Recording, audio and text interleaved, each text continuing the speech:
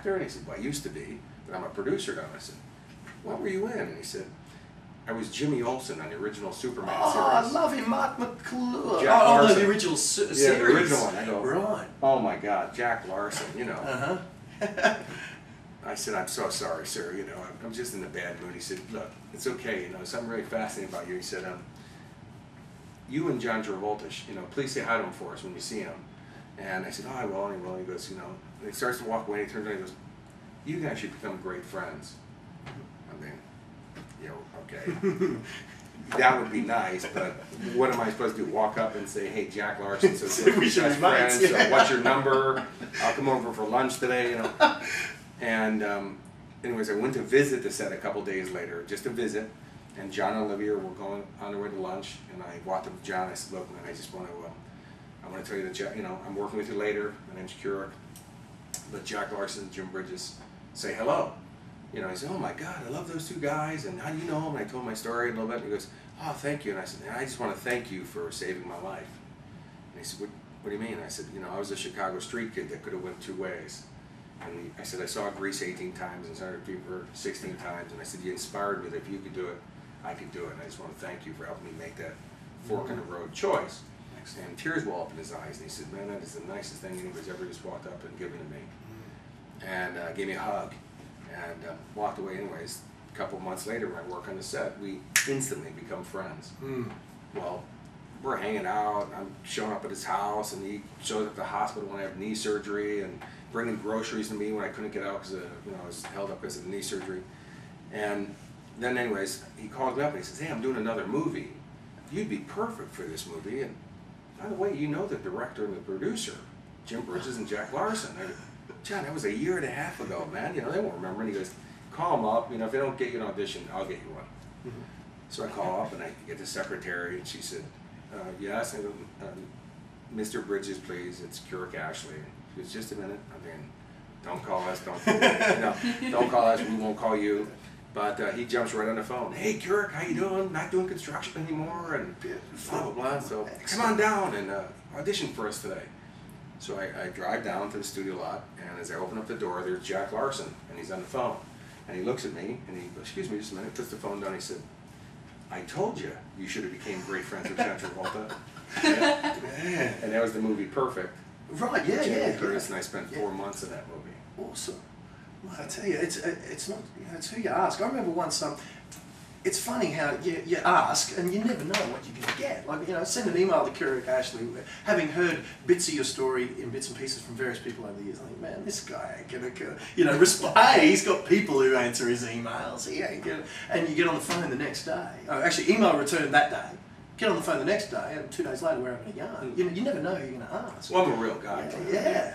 When my mobile phone rings and I answer it, people go, you mean you actually answer your own phone? Yeah. Well, it's in my pocket. I feel uncomfortable if somebody else is reaching for it. I'm a real guy. Yeah. And I'm honored that I have a position in life, and I get to do what I love to do, and that I'm really passionate about it. I've been doing it for so long, and yet you'll notice that I'm still very, very passionate about it. And that's, you know, and luckily somebody pays me to do what I love to do. Yeah. And I've had a lot worse jobs in life. Yeah. I bet you have, yeah. Like construction, but that wasn't even bad compared to some of the other jobs I've had. Because I did the same thing once years ago with Billy Joel, and we hung out for a little bit. We had a drink at a pub just up the road here at the hotel in the lobby we were staying at. And a year later I met him again. Just again, I thought, there's no way he's going to remember me. He remembered me by name. Yeah. And I thought, man, I suppose maybe that's the X factor, that these people like Jim Bridges, Jim Murphy. Jim Bridges? Yeah, like those guys. Maybe that success thing, people remember people who have an impact on them. I don't know, but Billy Joel remembered me by name, and how many people must Billy meet in a year? You know? What that is, though, is that those are people who actually live in the moment. You know, that they really are present with them. And that's what creates a connection. So they're, you know, like you'll know some politicians, they shake your hand and they're already looking over here at the next person coming.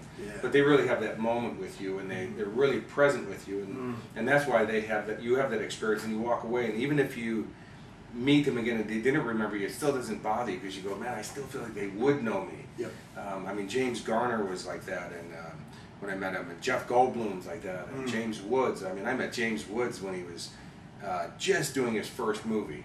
But I had remembered him from a TV movie. You know, I just got to California like 5 days earlier.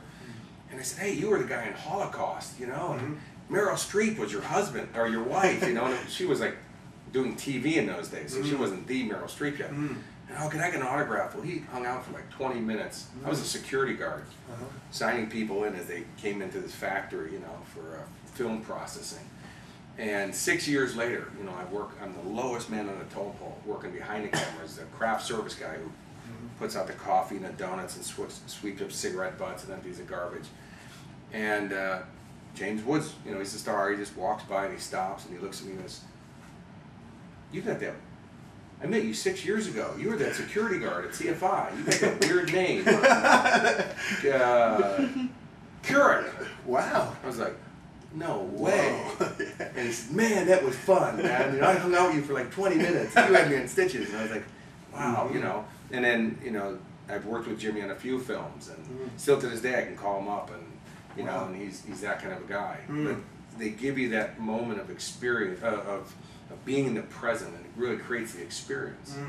That's what, and I think for anybody, I mean, especially for a real estate agent, that's what you need to go in and make that connection with clients. You need to go in and don't be thinking about what's next and, hey, am I going to close the deal and get the contract done. Be in the present with them right there in the moment. And they'll get an experience with you, because people want to do business with people who they feel connected to. Agreed. You know, it's like friends. I mean, you much quicker call up one of your friends to do your service, if that's what they do, than call up a stranger. You create this instant friendship with people. And that's why I answer every email that comes in. If it comes into my desk, I answer every email. I return phone calls when people call me, because I'm not so big, you know, in my head, you know, and I know what it's like when you call people and they don't return your phone call. How bad you feel about that. And you're like, man, I thought they were a nice guy, or I thought they were genuine. And Yep, understood. And I'm with you, because young, you know, Jason, I call him young Jason, because when I met him he was 21, 22, you know, knew nothing about anything, but now, like, he's in his late 20s, but he owns a business, he's kicked real butt, done real well. He, around here, to a lesser degree than James Woods, but, you know, I'm always looking for the lesson that we can pass on to some of these guys. Jason, so many people in New Farm know him. And, you know, any of these newer guys, eventually, they'll celebritize themselves, that really, in reality, more people will know them than they will know. You know, but if they can do, if they can do what you've just said and get that moment where they get that connection, even if they may not remember every name of every person, if they've had that moment, they'll be like me meeting, you know, Kurek again in 3 years, or, you know, whatever the case may be, or Billy Joel, or how you described it a moment ago. Oh, so it's a good lesson. I meet people, they go, I went to your workshop, and I said, yeah, you sat stage left, third row, and they were like, oh my God, how did you know that? And I said, because I just have this experience with people, and I'm really in the present for myself, even on stage to me, so that people in the audience, you know, get that experience back, even though I'm talking to a mass. And they go, wow, that's weird. You know, I said, yeah, it was Singapore, and you were real estate company, Century 21, or, you know, and Dennis Wee's office. And I'm like, oh my God, that's where I'm sorry I don't remember your name, because I meet like 30,000 people a year. Well, wait a minute, you were wearing, and they're like, oh my God, that's weird. Yeah, man.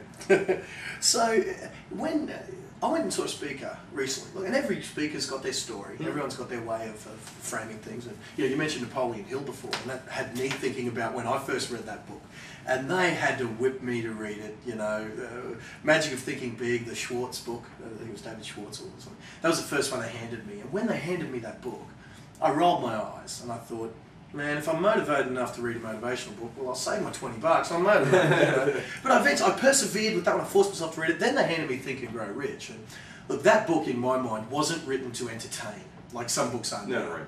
It was written to educate you, and if you don't like the language or whatever, bad luck. And when I got Jason, who owns this business now, to read, we used to call it, jokingly, we used to say, how's chapter 11 going for you? And that's the one on sexual transmutation.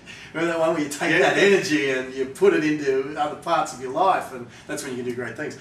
Jason was not a big fan of that part of the book, I can assure you. But but anyway, I went to the speaker, Mark McLeod, and I probably should have mentioned him by name. Great speaker though, great speaker. Tell it like it is, no BS. And I asked him about setting goals and outcomes. Now, every real estate salesperson has heard the goal thing and the outcome thing and go towards what you want and all that.